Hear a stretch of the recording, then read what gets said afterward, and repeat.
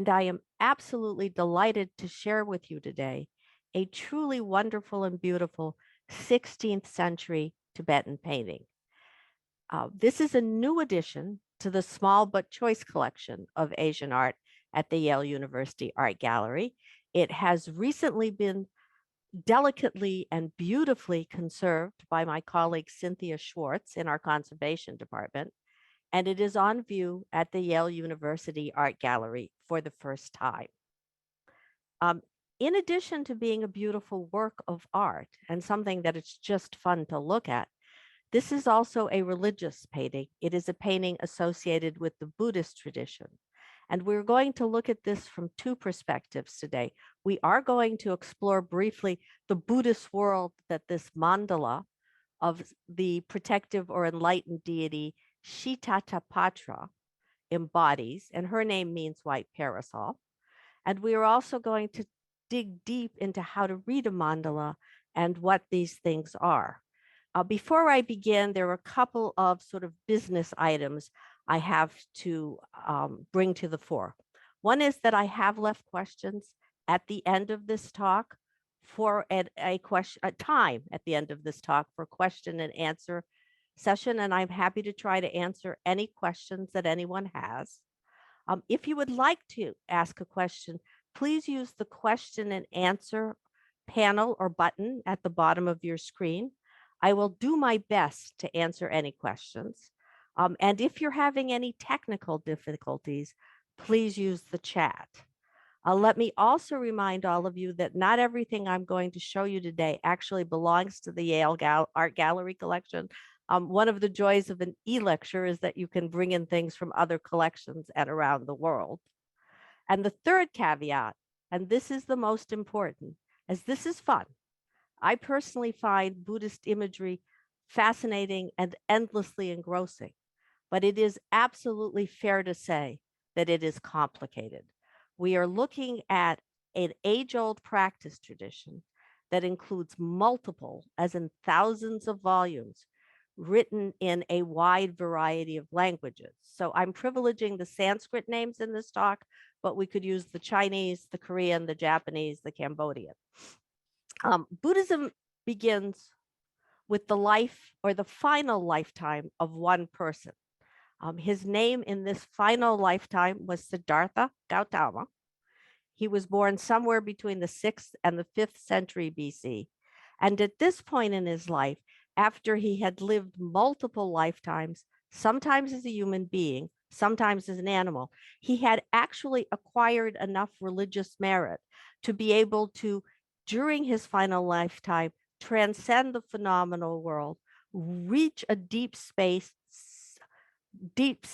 of spiritual awakening, which is sometimes called enlightenment, and leave, not get trapped in the cycle of life and death anymore.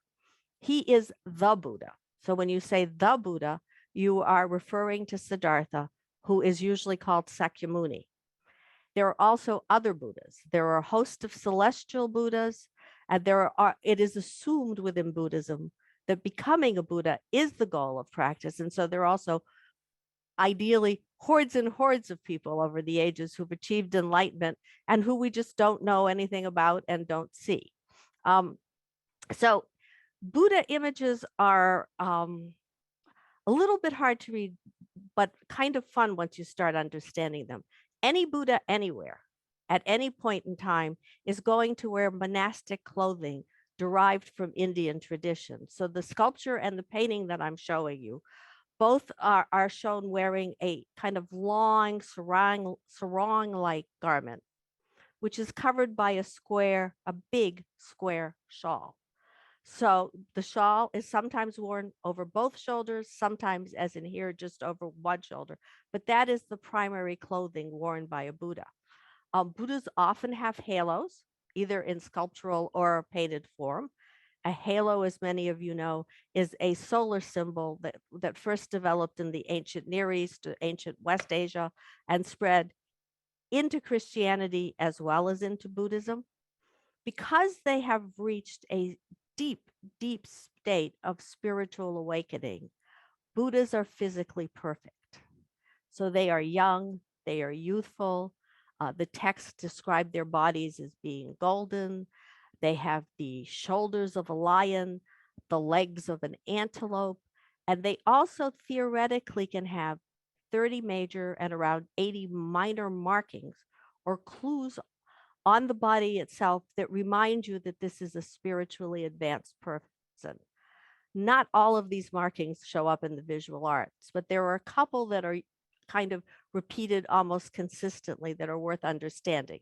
One is the idea that a Buddha has a bump on the top of his head. It's called an Ushnisha in Sanskrit. It is usually covered by the hair.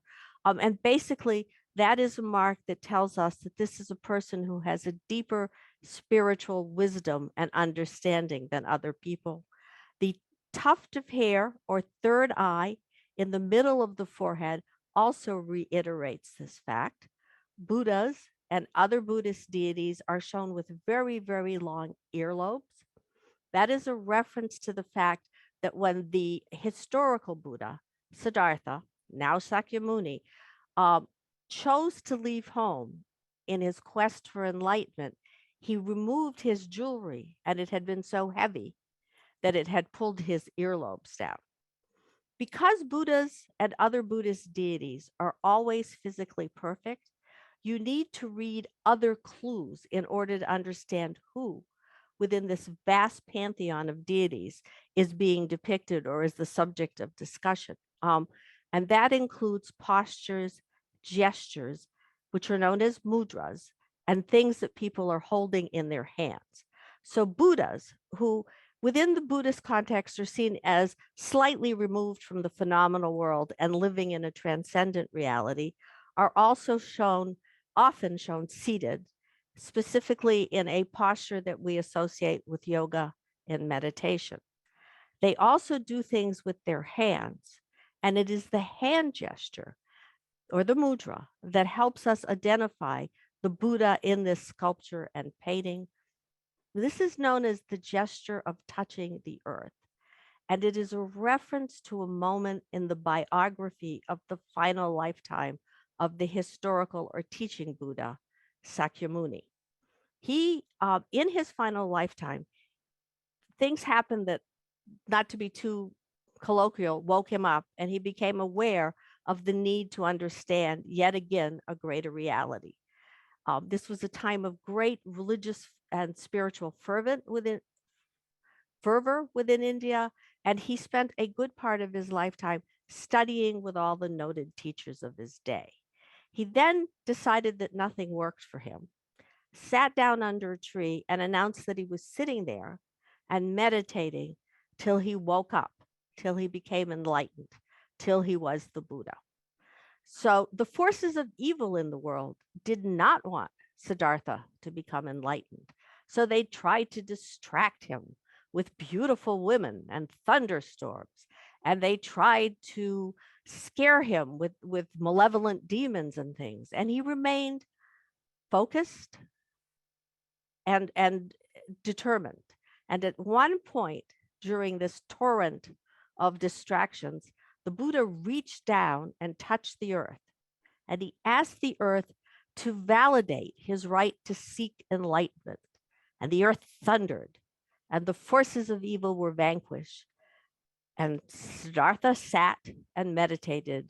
And when he stopped, he awoke, and he was the Buddha. And then he decided to teach his understanding to the rest of us. So this gesture, which is known as the earth-touching gesture, or the Bhumishparsa mudra, tells us that we are looking at the Buddha, Shakyamuni. Within Buddhism, you also have, as you can see in this painting, a host of other deities, which are known as bodhisattvas. They are complicated and they are multivalent. Bodhisattvas sometimes function as attendants to Buddhas, and sometimes they are independent deities in their own right. Like Buddhas, bodhisattvas are spiritually perfect. Like Buddhas, bodhisattvas wear the long sarong garment that is part of Indian monastic clothing. Like Buddhas, bodhisattvas also tell us who they are by their postures and their gestures. So one of the things you can see is that bodhisattvas are more apt to be shown standing or seated in a relaxed rather than a meditative posture. And in general, bodhisattvas are more apt to be bejeweled than Buddhas are. And that's because bodhisattvas remain in the phenomenal world, the trap that we're all in right now, to guide the rest of us in our spiritual evolution. Once again, you need to read the gestures and the postures to know who you're looking at. So the lovely sculpture on your left, no, yes, your left, depicts probably the most famous bodhisattva within the Buddhist practice traditions. The Sanskrit name is Avalokiteshvara. Some of you know the Chinese Guanyin, others know the Japanese, which is Kannon. In this particular instance, we know that this is Avalokiteshvara because of two features in the sculpture. One is the small lotus that the bodhisattva is holding, and the other is the tiny seated figure of a Buddha in his headdress. And the Buddha is actually the lineage, the head of the religious lineage that this particular bodhisattva, the embodiment of compassion, belongs to, or into which this bodhisattva is frequently placed.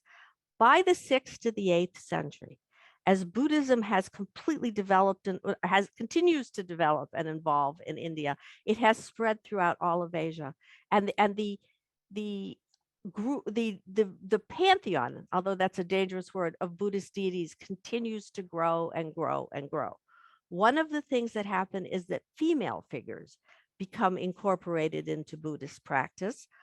This is probably the most famous. Her name is Tara. She represents the union of the deep compassion, which is one of the primary virtues of Buddhism, and the attainment of spiritual wisdom, which is another one. She, in this particular detail, this is from a manuscript, a tiny manuscript actually, is shown as green, but she also is white. She has 21 primary manifestations and multiple other forms.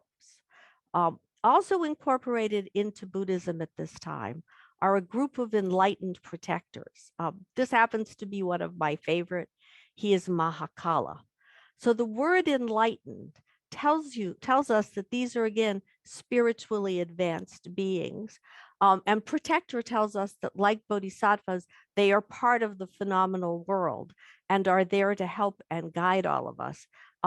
Mahakala and many of these enlightened protectors have flaming hair, grimacing faces, and they hold in their hands often weapons or other implements that help identify them, but also tell us that they were there to protect and guide us. Understanding that even though they look scary, these are the good guys, is part of, I think, working on your spiritual practice and getting to a higher point of awakening or enlightenment. Mahakala takes, I think, 16, major manifestations. Some of those have one head and two arms. Some of those have multiple heads and multiple arms. In the painting that you're looking at your left, the primary Mahakala has two arms and one head, but he's surrounded by other forms that have more limbs. The multiplication of heads and arms comes out of the same soil as the idea of physical perfection reflecting spiritual attainment. It is, and I'm not being facetious here, really, the point at which any working mother says, gee, I wish I had 4 arms. Well, a protector has, or a Buddha can have 4 arms, and that can be very useful. So this is going on. I'm simplifying what was a very long and complicated process. But at some point in time, there are so many Buddhas, bodhisattvas, female Buddhas, enlightened protectors in Buddhism that they have to start thinking about a way to organize this. And within the written tradition, the idea that they come up with is the idea of Buddha families, where the historical Buddha and some of the celestial Buddhas are assigned families or lineages, which they can then emanate, maintain, and support. And in the visual arts, that idea reflects itself in the development of something that's called the mandala. The first mandalas are found in India. I'm showing you an example from the late 7th or early 8th century. It's found at a temple site at Ellora. Ellora is a cave temple. So in India, China, and Central Asia, they actually built large monastic complexes. They cut them into rocks or caves. That's what a cave temple is. The first format for the mandala is the shape of a 9 squared grid. And so you have the central or primary figure in the center of these 9 squares. It's a seated Buddha with legs and hands in meditation. And he's surrounded by 8 figures of bodhisattvas. So this is the mandala of the 8 great bodhisattvas, one of the first to be represented in the visual arts. Interestingly, this structure for a mandala does not last long in the Indo-Himalayan world, but it is transmitted to East Asia, and it is best preserved today in Japanese traditions, particularly paintings from the 12th to the 14th century, in which illustrate the diamond and the world mandalas, and the diamond mandala in a much more complicated fashion takes the same 9 squared grid as the early mandalas that we first see in India. In the meantime, moving back to the Indo-Himalayan world, a new type of mandala form is beginning to be developed. And that's what I'm showing you in the slide on your right. This is what we sometimes call a palace architecture mandala. So it is basically a square palace in the center of a circle surrounded by other forms. There's no visual evidence for this mandala type until around about 1100 AD. So I'm showing you one of the earliest known examples. It's in a big museum in New York, and it was painted in Nepal. We also, beginning from this time on, get multiple types of sculptural mandalas. The slide on your left is showing you one of my favorites. It's from Tibet. It's a mandala in the shape of a lotus. So you have your central deity, and then you have the attendants or additional deities on the petals of the lotus. Some of the mandalas of this type actually open and close, which is truly wonderful. And as many of you know, mandalas are also made of sand. These are intended to be ephemeral. Making them is a form of practice. They are used in practice and rituals, and then they are then disassembled, destroyed, flushed away in water. Our mandala, which we're on our way back to, was painted in the Nor Monastery. This is a monastery that was established in the 15th century by one of the primary teachers and abbots involved in the development of the Sakya practice tradition within Buddhism. This is one of the 4 major practice traditions found within Tibetan Buddhism.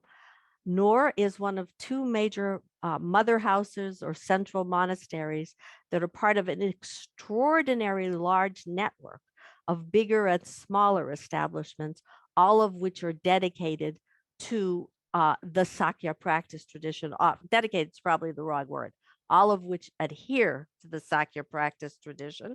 The Nor Monastery was it was also a major center of painting. So the beautiful mandala that we're about to go back to was painted at Nor, but thousands of other paintings were also made in their workshops. Nor is famous for the fact that their paintings often show Nepali influence. Paintings at Nor are stored in libraries. They're stored rolled up. They are sometimes hung to create a sacred space, sometimes used for practice, and paintings from Nor were distributed throughout the entire network of the Sakya practice tradition and also sent as diplomatic gifts to painting places such as China. So what is a palace architecture mandala? Well, I think it's easier to see in a line drawing. So basically the core of a palace architecture mandala is an open flower. It's a lotus. It is the lotus, as many of you know, is a symbol of purity in Buddhism. And this drawing, it's an 8-petaled lotus, but it can be 16, it can be 32. The primary deity in the mandala is placed in the center of the lotus. The lotus itself is in the center of a square, multi-tiered palace with very elaborate gateways at the 4 cardinal directions. And you can see in the upper left of your screen an attempt, this was in a Japanese museum, by the way, to sort of create in 3-dimensional form what is being depicted in 2-dimensional form in the mandala, in the sort of sketch or in the painted mandala that's the center. The palace, which is oriented to the 4 cardinal directions, is always surrounded by circles. The 2 most primary elements that you find in the circles are again lotus pedestals, again a symbol of purity in the Indo-Himalayan or Tibetan, or largely, I take that back, in all Buddhist traditions, and flames, which also purify. And the idea in a mandala is that this sacred precinct is separated from the mundane world by these circles of lotus petals and flowers. So our mandala, as I mentioned before, focuses on a Buddhist protective deity known as White Parasol or Shita Patra. She is seated in an 8-petaled lotus flower, which is then encircled by a 16-petal lotus flower. And the 4 cardinal directions in her square palace are indicated by the colors in the background, which range from red at the top to green at the left to blue at the bottom to gold at the right. And if you look at this very closely, you can see that, as is typical of paintings from Noor, the background is totally filled with this very lush, continuous floral flow. The Shitata Patra, or white parasol in the middle, is the generative force of this mandala.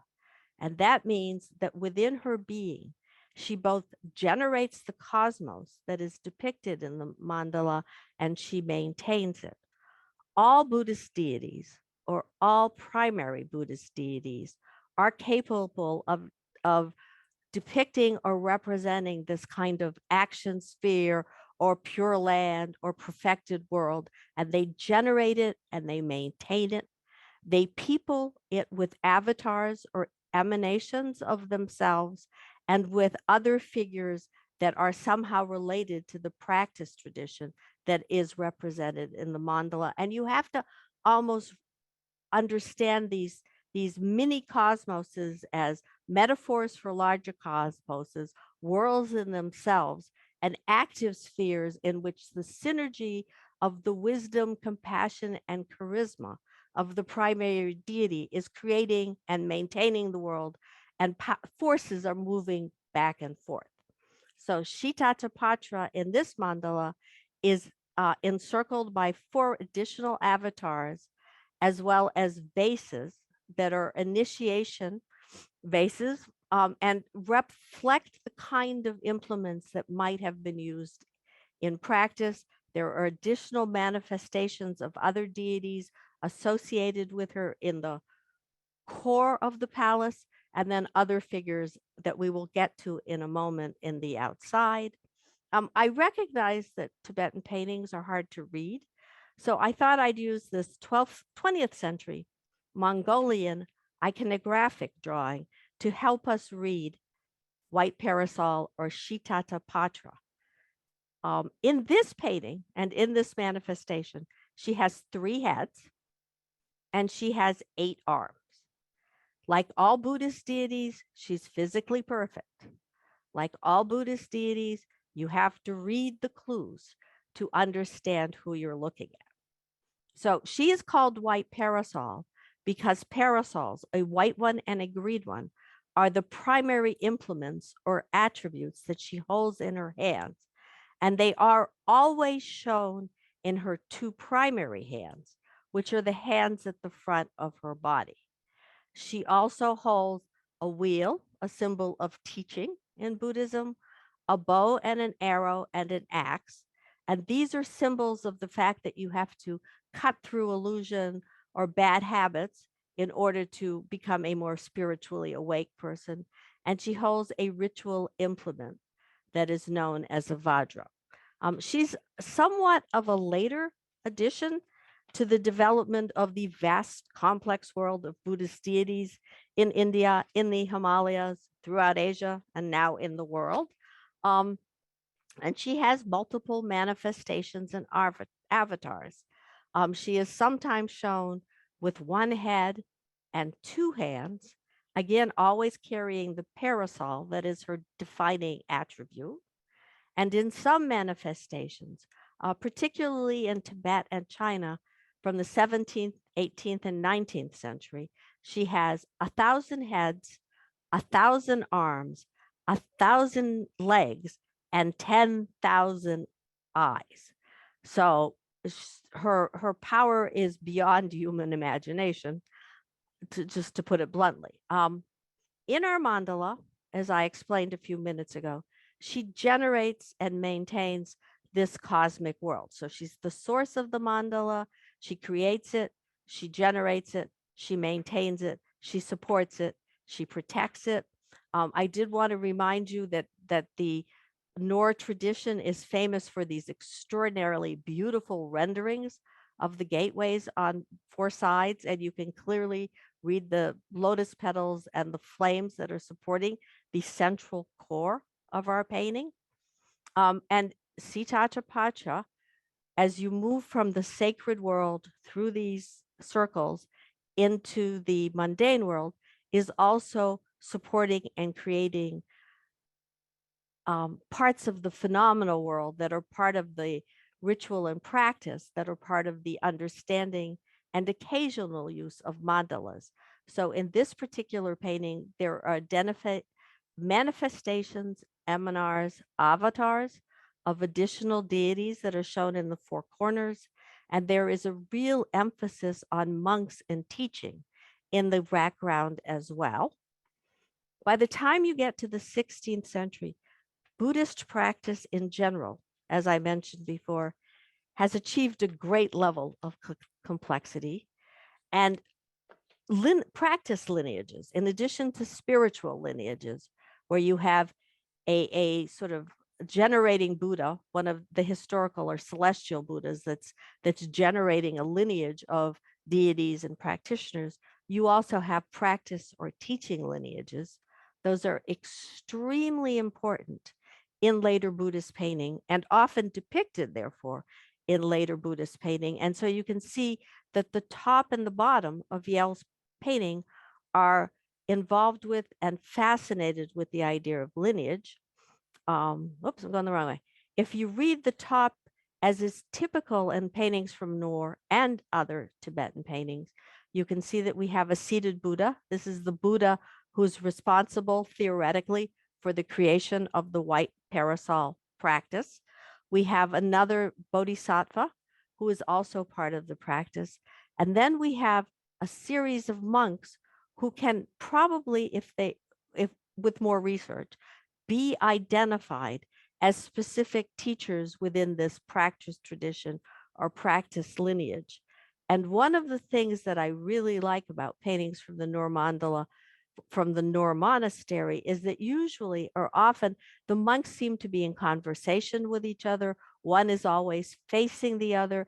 They seem to be talking. It's really, really fun and fascinating to be able to see all these figures and to get a sense of actual people who we should understand as enlightened or on the path, sharing understanding and knowledge with each other.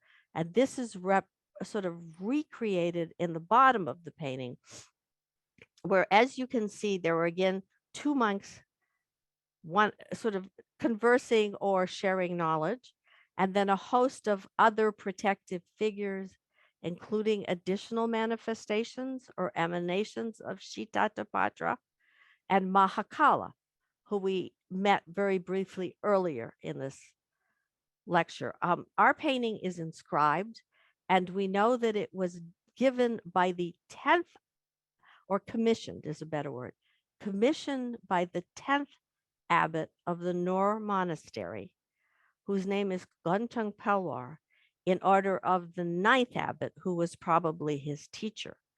And this emphasis on the transmission of knowledge, the teaching of text, the teaching of practice, the teaching of the meaning that underlies it is deeply important in the Nor tradition.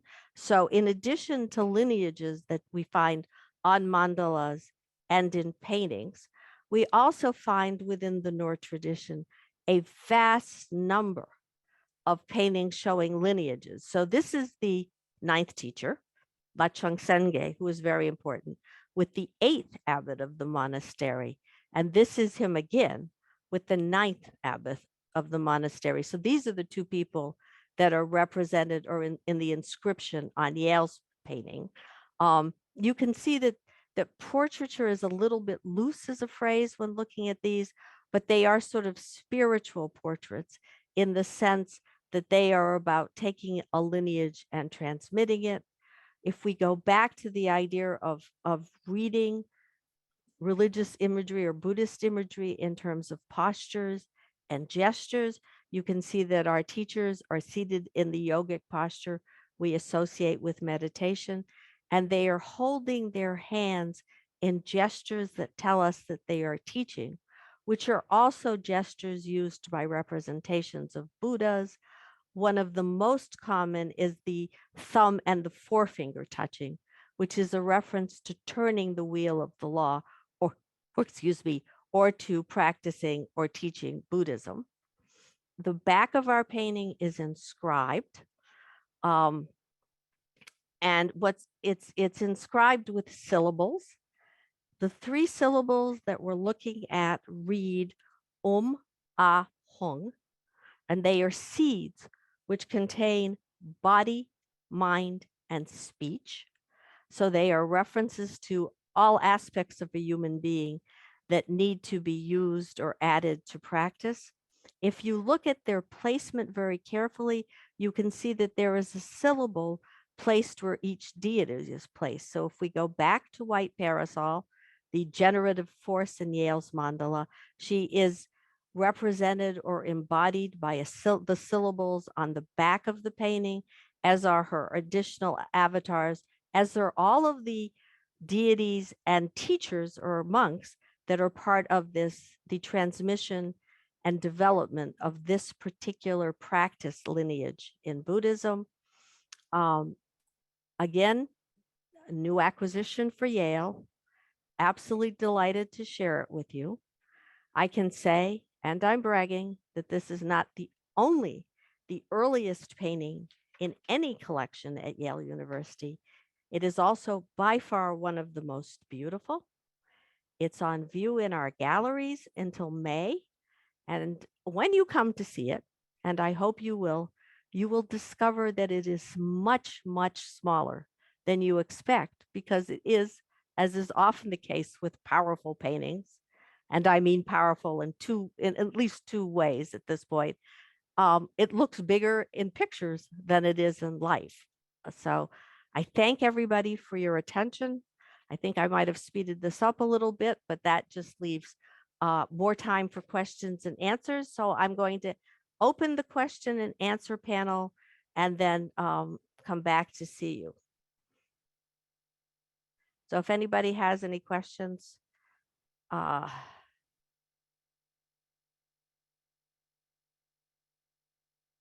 thank you. Somebody pointed out that I glossed over the reading of the inscription too much. It is in honor of Kunchak Pele, and rather it was commissioned in honor of for the stable life of the earlier teacher, and rather just in his honor. So thank you, Andrew, for bringing that up.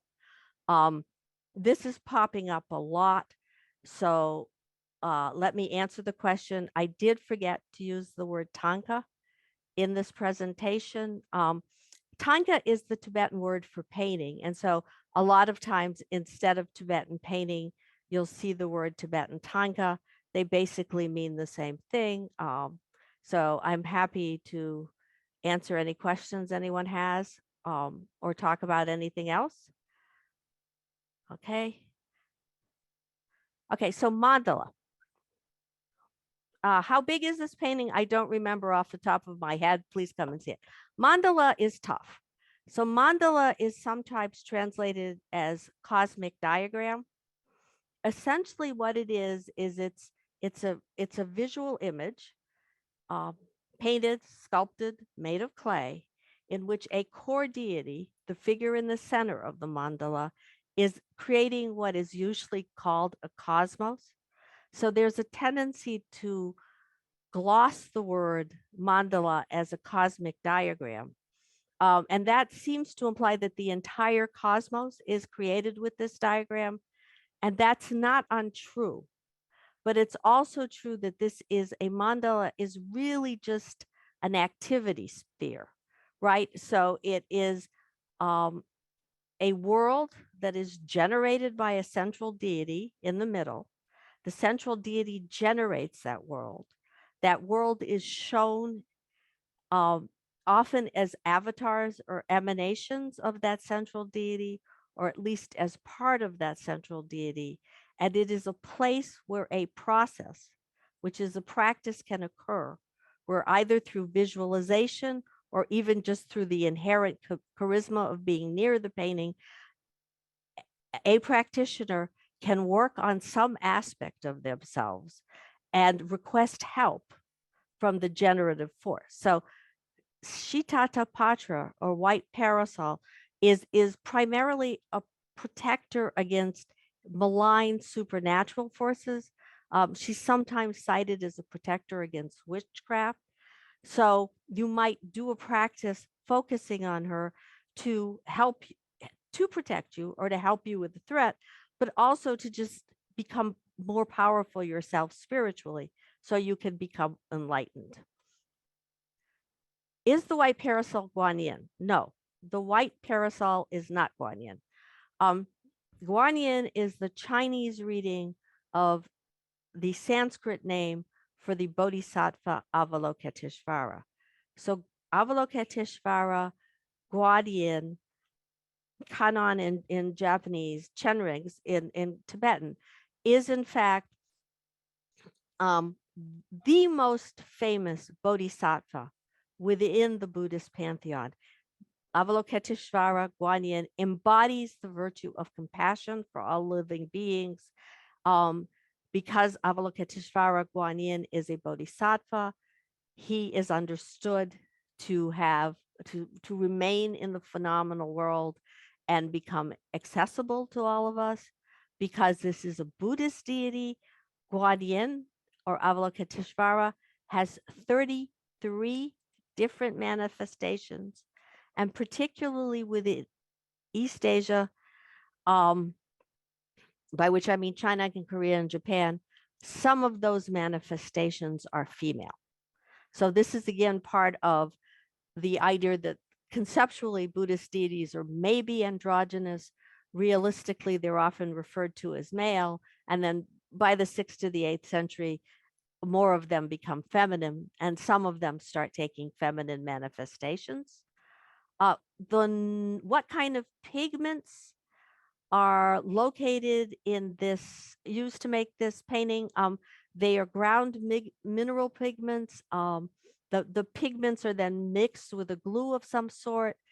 This kind of watercolor based pigment is sometimes referred to as gouache in English, or distemper, but think of it as a thick watercolor, and you're probably right. The Nur Monastery is located in central Tibet, so that this is again part of a network of monasteries. Wow, you guys are really putting me through my paces. Okay. The question is, can you tell us how Borobudur fits in as a mandala?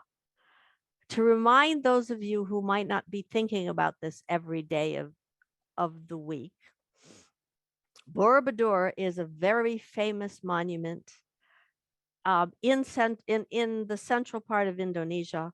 It actually is a square monument with tiers and or floors, if you want to call it that, So it does, to a certain extent, very much look like the square palace in our palace architecture mandalas.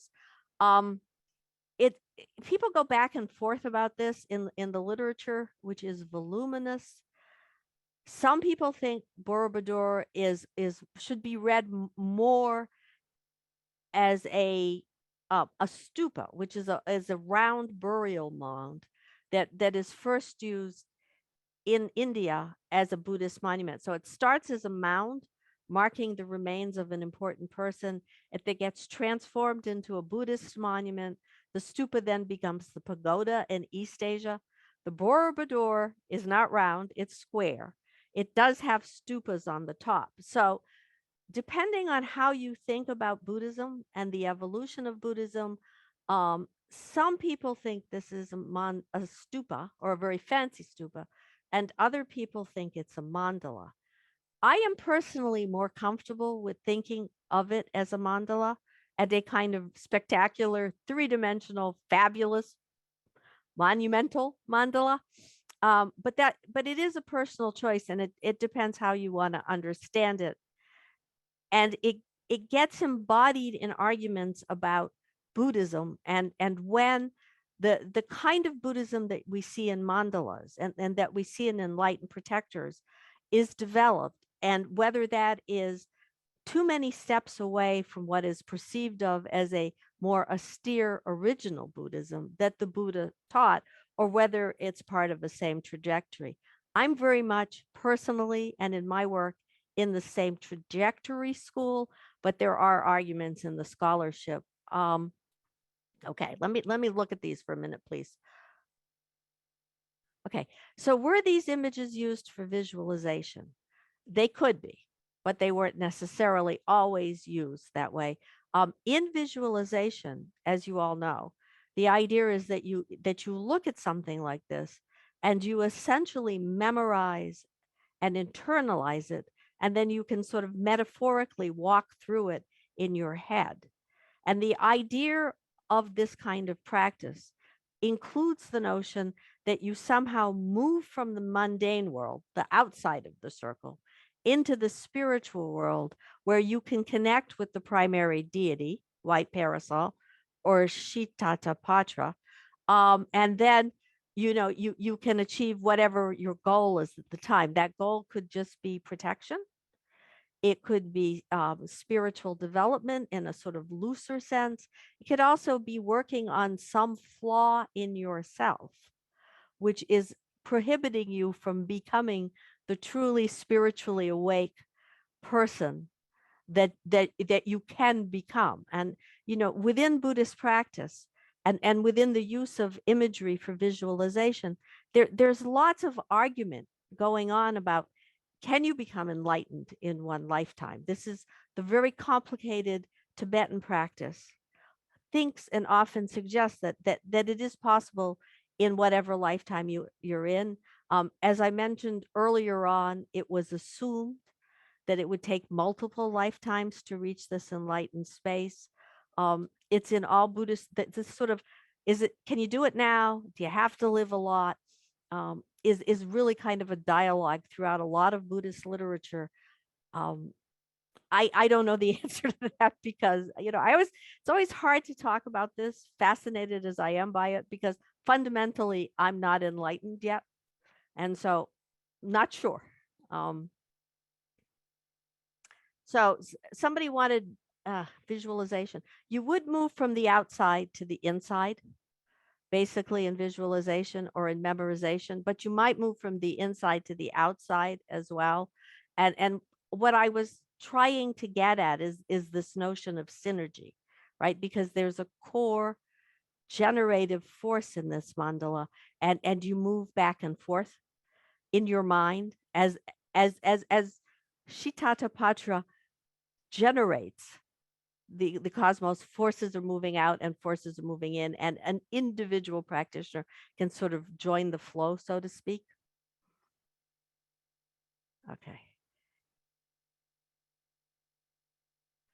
I don't practice myself in answer to that question. Oh, I didn't mean to do that. but I have read a lot about practice and I think about it a lot. I suspect if I practiced, I would understand the tough questions on that I'm being asked about practice more. Um, what's inscribed on the back are 3 syllables. To reiterate, they mean ahong, or body, mind, and speech. These are known as seed syllables. It's understood that each sound incorporates a lot of meaning. The protective deities that I showed you earlier on were standing on the backs of supine corpses. These corpses are symbols or metaphors for all of the flaws we have in all of our human entities that are preventing us from achieving enlightenment. So this is literally a symbol of let's beat down jealousy, let's beat down greed, let's beat down paranoia. There are no painted, I'm really, let me think here. Okay, the address, okay. Can you talk about I talked about the medium use. Okay, no, so the problem with Buddhism, or wait a minute, the problem with simple declarative Buddhist sentences about either practice or Buddhist art is the fact that we're talking about a long period of time and a vast geography. And particularly for text, but also particularly for visual material, what's preserved is not necessarily what was always made. There are no painted examples of the 9 square grid type of mandala that originated in India and which then spread to Japan. The only painted examples that are extant anywhere today are the Japanese examples. There are no painted examples of mandalas really anywhere in the Indo-Himalayan world until the 11th or the 12th century. And really, there's very little Tibetan painting that exists prior to that time as well. So really, the art that we have to study dates from the 11th and the 12th century. Buddhism was known earlier in the Himalayas writ large, probably there by the 7th or the 8th century. It had kind of gone underground, and there's what was called a renaissance or revival in the 11th and the 12th century. And it's that moment in time for which we have extant visual material. So no, there's the few stone examples that are in the cave temples, maybe 5 or 6. I'd have to count off the top of my head. And then there's some information that's preserved in East Asia and China and Japan. And then you go back to the Himalayas, and that's when you start getting the painted palace architecture mandalas. The acquisition history and provenance is that Yale bought this mandala at auction quite a while, maybe about 18 months ago. We researched the provenance of it extensively before we purchased it. It is something we do for every purchase in the gallery. We could pretty much prove that it was outside of Tibet in the 50s and the 60s and was purchased in India.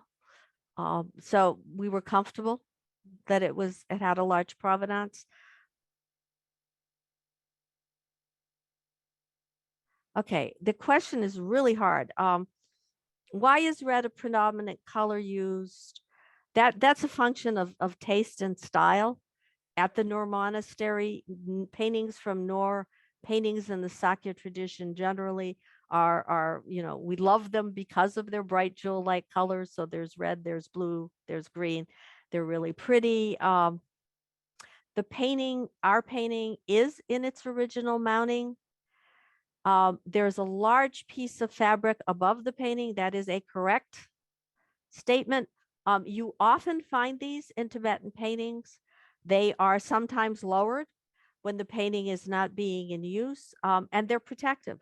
They just keep bugs and other things from getting away in the painting. When you acquire a painting like this for a museum collection, You have to decide whether or not to keep something like that on the painting, whether or not to keep it in the mounting. We chose to do that. And we did our best to approximate how it would have been shown in Nor or some other monastery. If you look at it, you can tell that this painting was wrapped up for a very long time. And so the blue of the mounting, the blue of the cotton mounting is darker where the cloth was originally, which is kind of interesting. Let me, okay, point out the dedicatory inscription. Okay, so the dedicatory inscription is right at the tiny, tiny bottom. I don't know if you can see where I'm running my cursor. Nope, not there. It's there. Labrang Monastery, I'm not sure what that's about. I'll see if I can find that question in a minute. Which other Tara manifestations are depicted in Tankas in Yale's collection? So we do not have a lot of Tankas yet here in the gallery. There are 77 Tanka paintings in the collection of the Beinecke Library at Yale. Most of them are Tibetan, a few are Nepali, and 3 are Chinese. And there are at least 3 or 4 that depict other manifestations of Tara. I don't remember what those manifestations are off the top of my head, but I can tell you that that collection is online, as is the collection of the Yale University Art Gallery. And so you could look it up if you wanted to. There is, okay. So this is a really tough one from a friend, no less. Can human beings be shown with halos?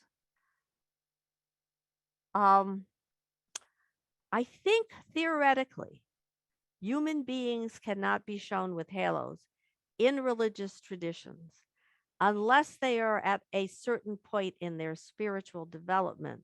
And I think when the monks in this painting are shown with halos, they are representing famous earlier teachers. And the assumption is that those teachers were at a certain point of spiritual perfection. I am tap dancing or fudging this question, because I'm also aware, as many of you are, that the halo can be used as a sign of royalty in Indian secular painting. So I don't want to come up with a single declarative sentence, but I think one of the things we need to assume when we talk about lineage is that we are talking about successful practice to a certain degree. So the people who mastered the text and the practices associated with white parasol, sorry, were probably seen by their descendants as having achieved that state of enlightenment, or at least ideally having achieved that state of enlightenment. And that is why they're shown as with halos in the paintings. Just to remind you, the 4 gates symbolize the doors to the palace, certainly, but they're also there to indicate, at least theoretically, the 4 cardinal directions. Okay, so we will so it's really part, I'm sorry, I got distracted because I'm trying to read and talk. It's part of the cosmic imagery in the diagram. The 4 gates just represent 4 openings to the 4 cardinal directions. And the idea of the 4 cardinal directions is really locating practice in a broader cosmic world. Thank you to the professor up the street who's correcting my translation of Tibetan. I will change the label and I will double check it. Do we know if there are specific demons at people's feet? So let me see if I can find her. No, okay. Shitata is seated on a demon, and Mahakala was standing on them, which you all know. And these are not specific demons. They are supine human corpses, or that's usually how they're explained. And they, again, they don't have a name. It isn't like Mara, the king of the demons, or something like that. They're symbols for human flaws that need to be overcome in the quest for enlightenment. And let me see if I'm missing anything. Okay, here's another. You guys are definitely putting me through my paces. There are no family trees that I know of in the sense of ancestry.com family trees for the lineage of the 5 Buddha families. There are paintings that often show different members of that lineage, and there are sometimes clues. So if we go back to this sculpture of Avalokiteshvara or Guanyin that I showed you when we were discussing bodhisattvas, remember I mentioned that Avalokiteshvara or Guanyin can always be recognized by the small figure of a Buddha in the headdress. That is a specific Buddha. That is a celestial Buddha. That Buddha's name is Amitabha, and that Buddha is the head of Guanyin spiritual family. So it is there, but there's not like an ancestry.com thing. Um, and let me make one last point before I thank you all very, very, very much for your time, attention, and great questions. It's complicated. It's complicated. And so because there are so many texts in so many languages, it can sometimes be difficult to literally and link every feature in a text to every feature in a painting. But you've got to remember, it's a vast, complicated, fascinating situation. It's very hard at this point in the 21st century to talk about Buddhism and talk about being awakened and not make jokes about being woke. And you've noticed that I've restrained myself admirably. I thank you all for your time. I remind you that the mandala is on view at the Yale University Art Gallery. We are on Chapel Street in New Haven. And I announce with great pride that we are always free to any visitor who wants to join us. So please visit us. And thanks again for your time and your patience. It was fun.